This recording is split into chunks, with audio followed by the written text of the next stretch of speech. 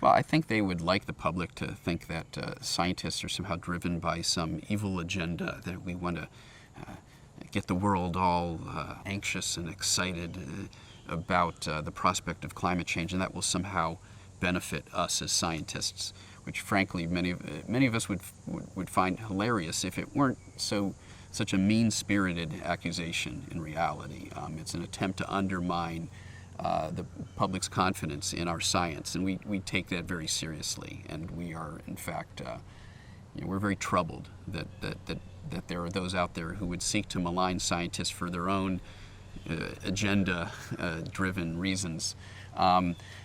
Ironically, while many of these critics, these deniers, are constantly trying to convince the public that climate scientists are alarmists, that we're overstating the extent of the problem, the evidence that's coming in suggests, in a purely objective sense, that just the opposite is true. What we're seeing now is that many of the changes that are taking place in the climate system are occurring at a rate far greater than what our models had projected just a decade or two ago.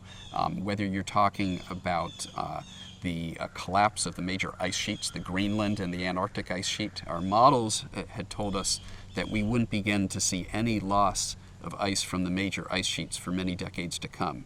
Well, we're already measuring it. We now know that these two major ice sheets are already losing ice. They're already melting. They're already beginning that eventual process of collapse. And that means that that process is contributing to sea level rise decades before we thought it would be contributing to sea level rise.